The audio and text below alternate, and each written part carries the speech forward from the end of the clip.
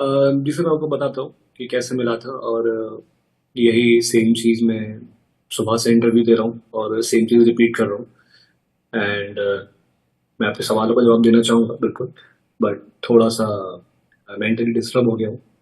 सो मैं उनसे first time मिला था टेनिस प्रीमियर लीग में, जो दिल्ली में हुआ था। उसके बाद मैं उनसे मिला था म्यूज़िक वीडियो में, जो मैंने म्यूज़िक वीडियो शूट किया। फिर मेरी कभी मुलाकात नहीं हुई। वो मेरे लिए सिर्फ एक एक्ट्रेस है और एक्ट्रेस थी, और इस ऐसे मैंने बहुत काम किया है और भी कई सारी एक्ट्रेसेस के साथ। सेम अगर न्यूज़ मुझे कोई कोई कहीं से भी आएगी तो मैं यही सोचूंगा कि ये क्या हुआ, क्योंकि मैं उनको जानता ही नहीं। मैं उनको जानता हूँ, उनकी पूरे बैकग्राउंड को, फैमिली को नहीं जानता। वो सिर्फ आए थे, शूट किया और चले गए। तो टेनिस प्रीमियर लीग आप देखने गए थे, तो वहां कैसे मुलाकात हुई थी आप दोनों की? मेरी उनसे वहां भी मुलाकात नहीं हुई थी।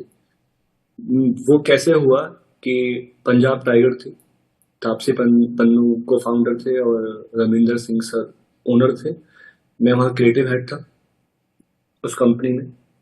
हम लोग शूट करने गए थे फॉर सोशल मीडिया।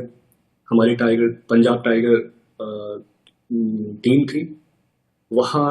मेरी टीम शूट कर रही थी सब सारे प्लेयर्स को। तो मुझे पता है कि ये जो प्लेयर है इनका लुक काफ़ी अच्छा आ रहा है फ्रेम में, और ये as a as an actress भी काम करना चाहती है। तो मैंने बोला कि कुछ होगा तो बताऊंगा। एंड फिर सोशल मीडिया पे कनेक्ट हो गए, क्योंकि जब भी कोई इवेंट करते हैं हम लोग, जब कुछ भी करते हैं कहीं से आते हैं, तो हम सोशल मीडिया पर कनेक्ट होते हैं। बहुत सारे फॉलोइंग आती है, जिसको हम जानते हैं उसको हम फॉलो बैक कर लेते हैं। हम्म। सेम फॉलो बैक हुआ, नॉर्मली हाय हेलो हुआ कि पहचाना, हाँ पहचाना, सेम लाइक हाँ मैंने भी पहचाना। सेम गाना शूट करने की बारी आई 1 साल बाद, जिसको मैं as a singer, composer, lyrics writer कर रहा था। गाने का नाम था कारवा। एज एन एक्टर मैं नहीं कर रहा था, तो जीशान अहमद कर रहे थे। और उस टाइम कास्टिंग चल रही थी व्हाट्सएप ग्रुप में हमारी टीम की, किसको हम कास्ट करें। राधिका का मैंने प्रोफाइल शेयर किया तो डायरेक्टर ने मना कर दिया कि ये छोटी है जीशान के सामने। और बाकी एक्ट्रेसेस जो थी वो कोई एक लॉक हुई थी। देन जीशान अहमद उन्होंने बोला कि मैं कंफर्टेबल नहीं हूँ, बिकॉज मेरी फैमिली मना कर रही है शूट करने के लिए, इनाम आप कर लो। अब जो कास्ट हुई थी वो मुझसे बड़ी है एज में। तो अगेन हमने राधिका को लॉक कर दिया, क्योंकि हम लोग स्क्रीन पे सही दिखते हैं। और ये 1 दिन 2 दिन पहले फाइनल हुआ। हमने राधिका को बताया भी कि ये कोई पेड प्रोजेक्ट नहीं है। हमने सिर्फ उनको एक गुड लक अमाउंट दिया था, जो कन्विंस अमाउंट बोल सकते हैं। 4 से 5 घंटे हमने शूट किया नोएडा में, और उसके बाद मैं कभी नहीं मिला।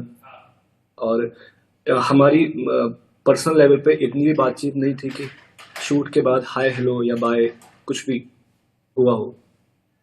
सारे सीन डन हुए, वो चले गए, मैं चला गया, क्योंकि ये मेरे लिए नॉर्मल है। मैं ऐसे शूट करता आया हूँ, इंडस्ट्री में मैंने बहुत काम किया है और आगे भी करूँगा।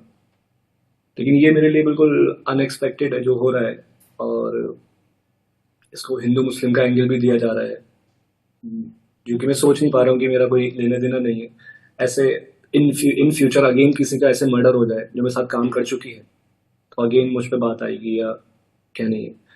बट राधिका का सोशल मीडिया है नहीं इंस्टा पर अभी कहीं भी। तो वो एक फुटेज मेरे गाने की पड़ी हुई है यूट्यूब पर, इसीलिए वो हाईलाइट ज्यादा हो रही है। बस इतना ही है। उसके बाद मेरी ऐसी कोई बातचीत नहीं, कोई पर्सनल रिलेशन नहीं, कोई दोस्ती दोस्ती भी नहीं, कुछ नहीं। जी